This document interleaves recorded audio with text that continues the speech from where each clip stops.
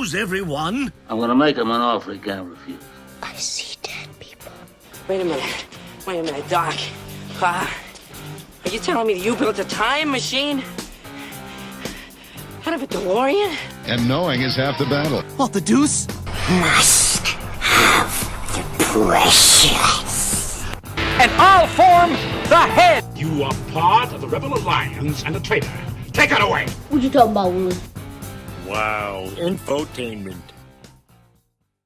Hello, this is Darryl from TransMissions once again, and I am still here at Toronto Comicon 2019, where we were invited to be part of a Media Roundtable interview with actor Dan Fogler, who you know from the Fantastic Beasts movies, Walking Dead, The Goldbergs, the movie Fanboys, and of course, Balls of Fury. Check it out and let us know what you think. Enjoy.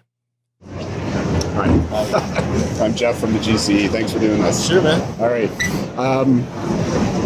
I'd like to ask about your experience doing Hannibal. Okay. Yeah. How was that filming here in Toronto and on that set? Yeah. I really had a good time. I like Toronto a lot. I've only been here a couple times, but every time it's been cool. I was only... God, I came here for a couple episodes. And maybe I was in 3 episodes. That character hit home with a lot of people. Cheese folk. Cheese folk. That was cool, man. I really liked I was working with everybody. There isn't a clinker in the bunch. Writing, directing was just a blast. I wish I wasn't killed so quickly. I knew that I really would have liked to continue on. But I thought it was really cool that Franklin's head ends up in Thomas and Lamb's. His head is found. So I was like, oh, okay, that's cool. He's a history. So you do live on. Yeah, exactly. My head. Yeah. It's like Futurama. Yeah. Thank you. Thanks, man. Yeah. My name's Darryl. I'm from TransMissions, and my question is more of a broader one. A lot of the characters you've portrayed over the years have been more leaning towards the geek or nerd side of fandoms. Okay. Is there a draw to those characters for you, or is it just happenstance that you end up on that side of the camera? I'm drawn to those parts. Okay. Because I have an affinity for that. I mean, I am that. I grew up with all this stuff. Yeah. Sound like I need your shirt immediately. Yeah, exactly. I'm here with my comic book. Yes. Yeah. And I try to I feel like Jacob he's more from the streets or something. He's sure. He's more cuddly and less nerdy or something. But I love those characters. Yeah. So you search them out. Like obviously the part in Hannibal is much more darker and.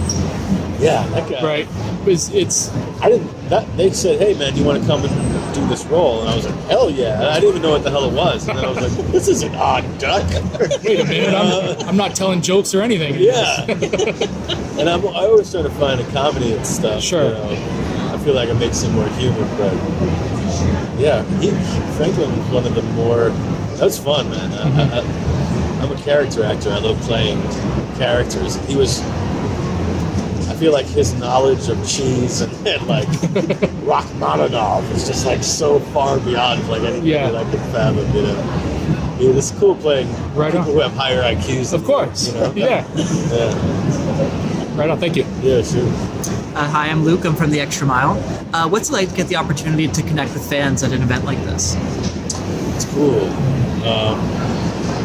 I enjoy it. I enjoy all the cosplay. I'm always impressed by how large the swords get. They're gigantic. And the helmets and stuff. How do they keep their heads up? What's the most impressive costume you've seen so far? Here? Yeah. I saw a little kid with like a, I didn't even know what the hell it was. I think it was like from a video game. It looked like a giant emoji on their head. Their head was bigger than their whole body. and their hand was like perfectly out like this, like holding onto the head. So it's like, they had to put the hand like that or else they would have just fallen over. And the parents are so proud. It's hysterical. So, is there anyone that you kind of hope to see at Comic-Con in the future? Like, because you're such a fan, what would you like to see at Comic-Con? Is he right here? Like Ron Perlman. Yeah. I did a movie with him.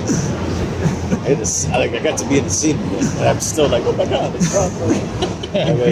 I've been watching him since the beginning of his career.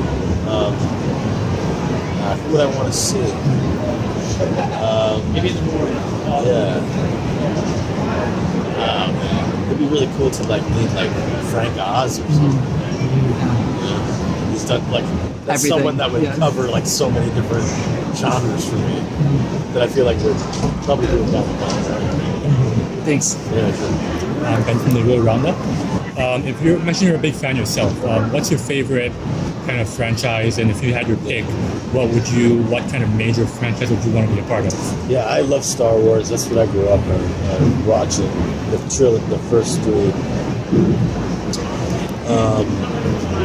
And I would love to be some kind of smuggler with Han Solo, some kind of thing. I don't know. That would be really fun. Which is your favorite Star Wars film? My favorite is Empire. Yeah. Empire Strikes Back. I mean, that's a lot of people's favorites, I think. But between that and Raiders of the Lost Ark, covered a lot of my childhood playing outside and some of that. Ricky from Flip and Myth.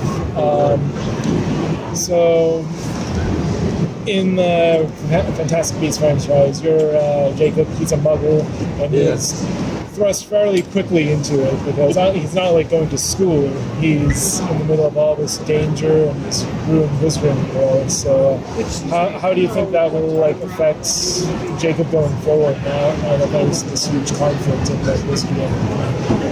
Yeah, I don't know, man. He's got that tie to Queenie, so I hope that they eventually get back together. That would be nice. I feel like, I've definitely signed on for the next couple movies, so, and there's 5 of them, I think, so, the third one, I'm pretty sure I'll be in it. But, I don't know what they have in store. What's your favorite Harry Potter character or moment in the Harry Potter series? Yeah. Oh, okay. I love in Azkaban when they find out all at once they have the time turner. I love one of those moments. It's kind of like the Hodor moment in Game of Thrones, where everything's just all that come together. Where Hermione has the shell that has the perfect symbol for time, portals on it, and Hagrid throws her right, and then she's walking away, and she goes, "Is that what my hair looks like?" Really, the wolf howl. That just brings everything together. Genius. That Hi, I'm Jay, and this is Sarah. We're from We Got the Geek. I'm a child of the 80s, so one of my favorite shows out there is the Goldbergs. Yeah. And I love when you come on as Uncle Marvin. Yeah. Just wondering, what's it like doing that show, and do you have a favorite Uncle Marvin moment? Oh, yeah. I love doing that show. I wish I could do it year-round. But I guess it's a big ensemble. There's only so much money to go around, I guess. Whatever the deal is. But they bring me on for the holidays, and which is always great. I just did a Die Hard one. Yeah, that was great. Oh my God! I got to jump off the roof with the fireworks. Are you kidding me? I got to do the coolest stuff. So my favorite one was, if I had to narrow it down, the one where I stole the kit car. Yeah. Yes. And I wear the crazy outfit with the security guard outfit. I'm like, flipping over parade floats and shit. Yeah. Oh, I love that one. That's my favorite, I think. Yeah. Thanks. Sure. Yeah. Lazy Susan? Yeah. What are we Actually, doing do you mind if I ask? Yeah. Okay. What's it like being part of The Walking Dead? Yeah. I love your character in The Walking Dead, and you all learned sign language, correct? Yeah, our little crew. Yeah. What was that? Was that fun? That was great. There was like, we had to act like we were a team for like 10 years. Yeah. So that was really bonding, learning all the sign language, making up names for each other in their sign language.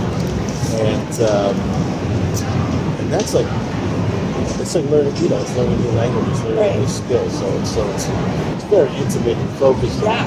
Lauren was teaching us, and it was really like, it was great bonding. I love doing the show. Like, I've always wanted to do a Western and a zombie movie. So they're like combined. Yes. And that's Chocolate awesome. and peanut butter. Yeah. I love that. Zombies are Reese's Pieces. That's great. Yeah. Zombies and horses, man. Yeah. Oh, that's awesome. Yeah. Yeah. So, how's it going for you guys? Is everything going okay with you guys? Yeah. You having a good con so far? It's okay, it's great. Yeah, good.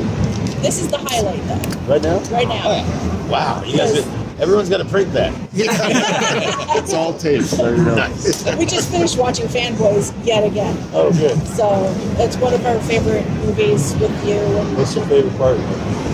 oh my God, when all of you guys, Jay Baruchel and you and all them, go against in that small town with the Khan and Shatner statue with Seth Rogen. Oh my, that's so. No one calls Han Solo a bitch. No, was it hard to keep a straight face looking at Seth Rogen in that all the time? Because that had to have been hard. The hardest one was. He's also the Star Trek guy. He's like he's like their version of the Klingon that they were able to like get away with. Yeah. But he looks crazy. He's got like a giant like ass on his head and a giant like a butthead. And the voice he uses is like, okay. And when he was walking around the set like answering people like that, it's like you can't help but piss your pants. Right. Thank you very much. Oh my God, he sounds like because he was like he's got his butt on his head, so he's like yeah, this guy's constipated, so that's what his voice is. I need the governor. Oh man. That's good stuff. So speaking of Fanboys, actually, this year kind of marks like the 10th anniversary. Yeah. So how does that feel for you that it's 10 years old now? That's crazy. It makes me feel old, actually. But because that was like one of the first movies I did. Wow, that's really cool. I mean, I love the legacy. I love that people really love that movie. I love it when they dress up. Touch. It's cool. It's great. Sorry, speaking of like conventions and fanboys, I imagine you've had to come to a lot of Comic-Cons now. So how do you prepare yourself and get ready for the day? Recently, I've been doing transcendental meditation. What's up, man? Do you want a second to freak out? Transcendental meditation is very helpful. It keeps me extremely chill all day long, and it helps me focus on like what's important, and it gives me energy.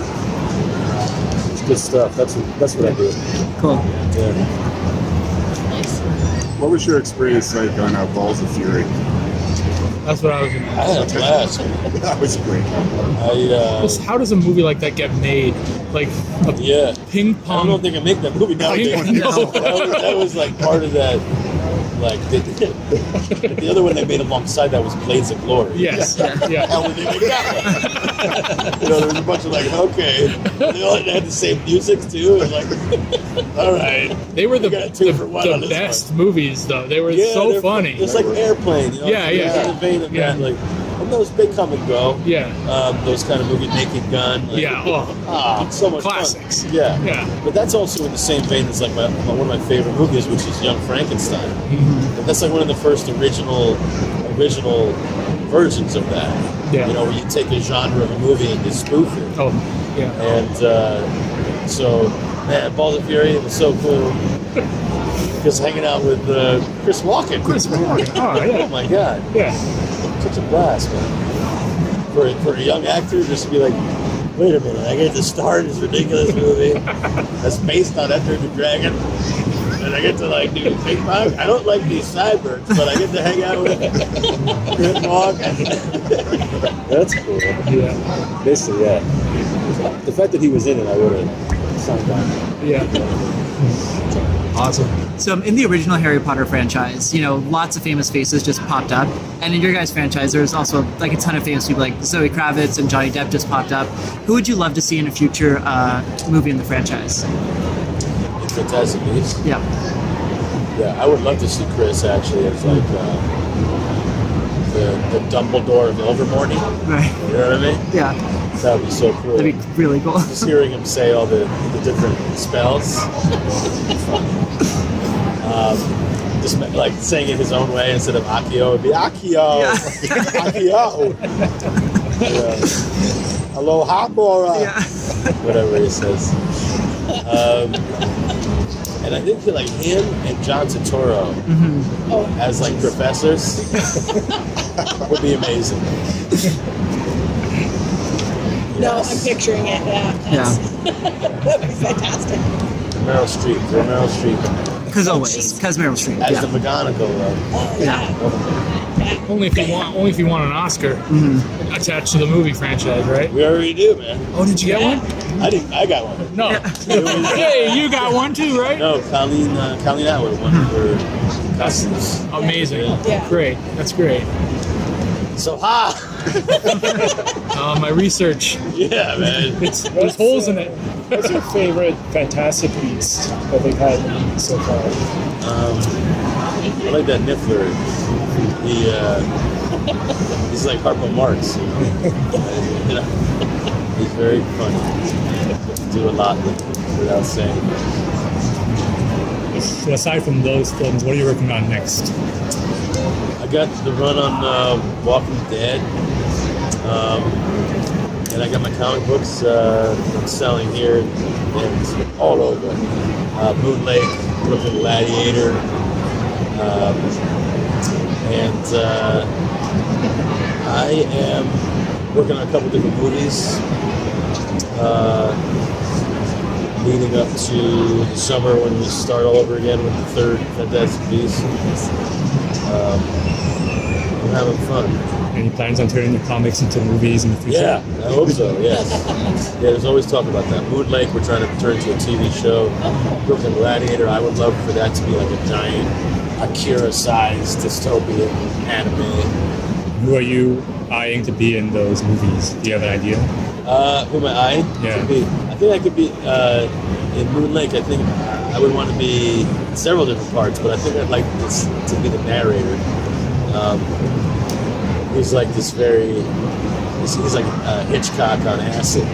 And then in Brooklyn Gladiator, to voice any of those characters would be cool. I love doing that stuff. Animation. Time for one more. Okay. I was wondering, now that you're writing a comic book, were you a big comic book guy growing up and you're still reading now? Yeah. I collected growing up. That's like how I learned how to read. Like my grandmother would just buy us comic books. Yeah. And then, so I collected all through. I got to college, and then I was just like, damn, I got to pay rent. I don't have enough money for comic books. And then I had to like sell off comic books in order to pay rent when I got out of college. And then I did Fanboys, and I got some money in my pocket, and I was like, It has been rekindled. Right? So I collect. Yeah, I collect all the time. Every Wednesday. Very nice. Yeah.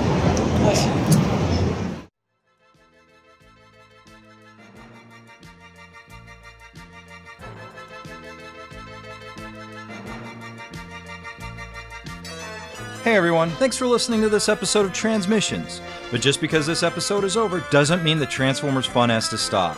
Join us and other Transformers fans on our Discord chat server by visiting transmissionspodcast.com/discord. If you would like to learn more about how you could support the Transmissions podcast, just visit transmissionspodcast.com/support. Thank you all for listening, and we'll see you again next week.